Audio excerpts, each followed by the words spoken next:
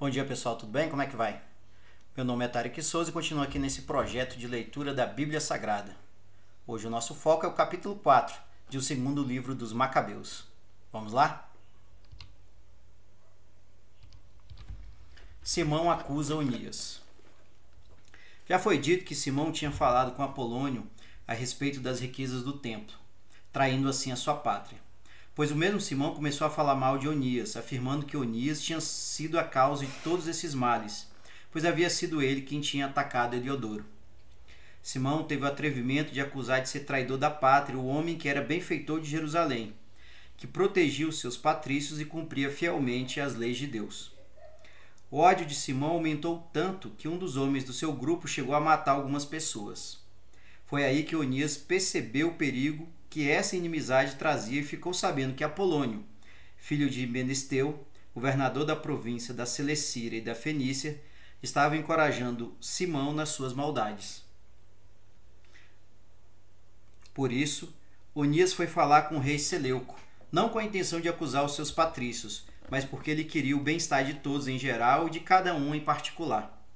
Pois ele estava percebendo que o rei precisava agir, a fim de haver paz no país e para pôr um fim nas loucuras de Simão. Jasão obriga os judeus a seguirem costumes pagãos. Mais tarde, depois da morte do rei Seleuco, Antíoco IV, chamado de Epífanes, se tornou o rei da Síria. Jasão, irmão de Onias, comprou o cargo de grande sacerdote. Numa visita que fez ao rei, ele prometeu pagar-lhe 12.600 quilos de prata dos impostos arrecadados, mais 2.800 quilos de prata vindos de outras fontes. Além disso, prometeu pagar mais 5.150 quilos de prata se o rei lhe desse autorização para fazer o seguinte: construir por sua própria conta um estádio de esportes, fundar um centro de cultura e jogos gregos para os moços judeus, e alistar moradores de Jerusalém como cidadãos de Antioquia. O rei concordou. E, logo que tomou posse como grande sacerdote, Jasão começou a obrigar os seus patrícios, os judeus, a viverem de acordo com os costumes gregos. Ele acabou com os privilégios que João, pai de Eupólemo, tinha conseguido que o rei sírio desse aos judeus. Esse mesmo Eupólemo foi enviado mais tarde como embaixador para fazer um acordo de paz e amizade com os romanos.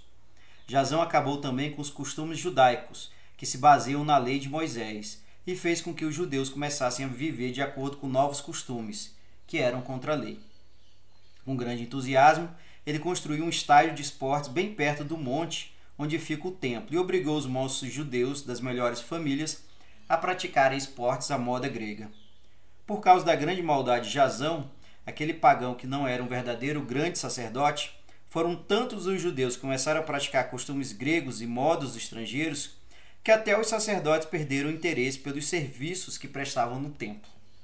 Quando chegava a hora marcada para o início dos jogos, eles deixavam o templo de lado, abandonavam os sacrifícios e corriam para o estádio, a fim de tomarem parte nos jogos, que eram proibidos pela lei. Fazendo pouco caso dos valores que os seus antepassados respeitavam, esses moços davam grande importância às homenagens que os gregos preferiam. E, por causa disso, acabaram ficando numa situação dolorosa. Aqueles que eles admiravam e cujos costumes tanto queriam imitar, acabaram se tornando seus inimigos e os perseguiam.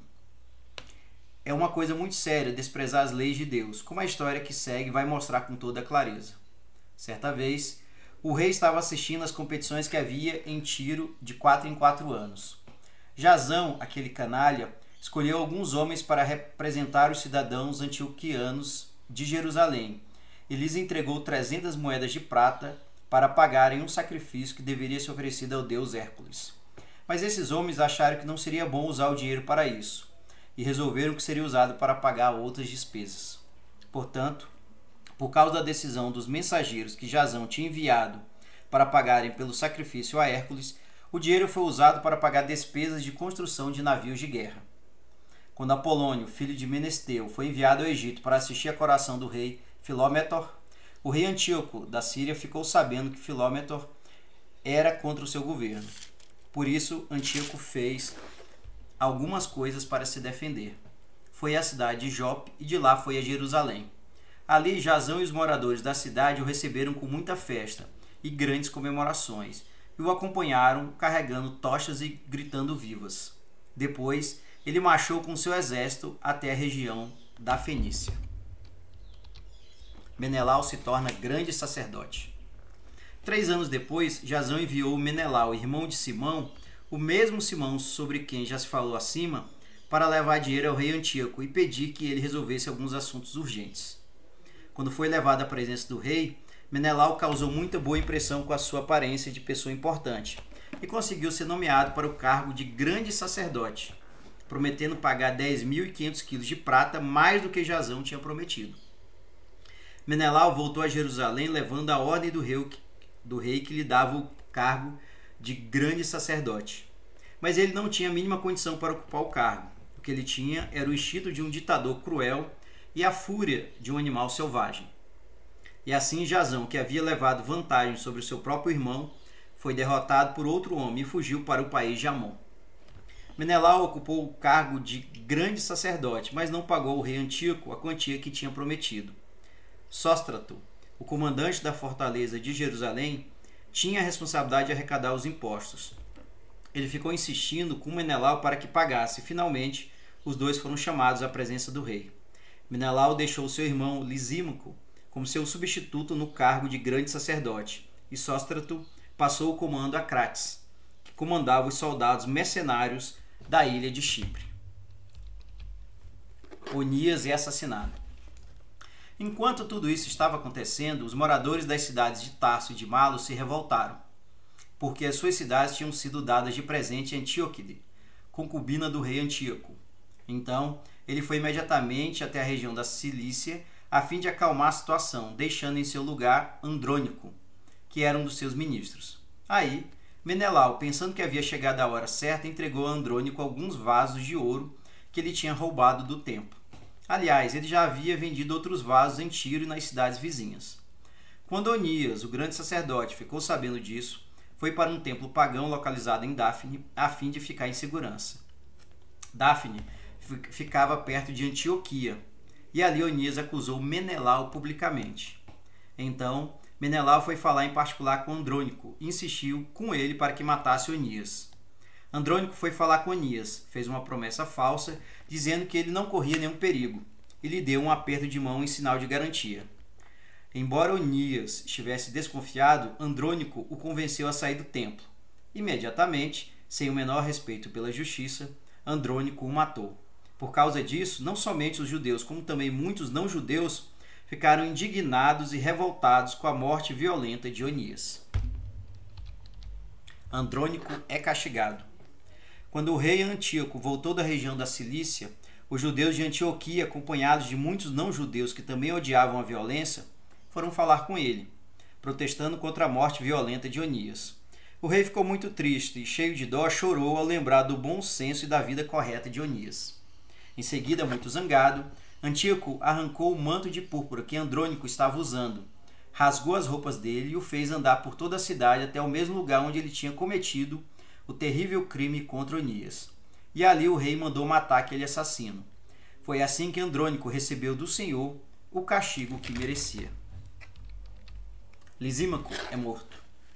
Durante esse tempo, Lisímaco tinha roubado muitos objetos sagrados do templo de Jerusalém. E seu irmão Menelau sabia do que ele estava fazendo. Quando ficaram sabendo de tudo isso, os moradores da cidade se revoltaram contra Lisímaco, pois muitos vasos de ouro do templo tinham desaparecido. Lisímaco percebeu que a multidão estava furiosa e ameaçava uma revolta. Por isso, ele deu armas a uns 3.000 homens e fez um ataque violento contra o povo. Os homens eram comandados por um certo Aurano, que era tão louco quanto velho. Quando o povo que estava nos pátios do templo viu que Lisímaco e aqueles homens o estavam atacando, começaram todos a jogar neles pedras, pedaços de madeira e até as cinzas do altar. Foi uma confusão total. Assim os judeus feriram muitos, mataram alguns e fizeram com que todos fugissem. E Lisímaco, o ladrão de objetos sagrados, foi morto bem perto do tesouro do templo. Menelau é julgado e sai livre. Por causa de tudo isso, Menelau foi processado.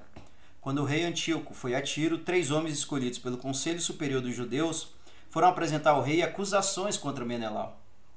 Vendo que seria condenado, Menelau prometeu uma grande quantia de dinheiro a Ptolomeu, filho de Dorimênio, se ele conseguisse convencer o rei a declarar no julgamento que ele era inocente.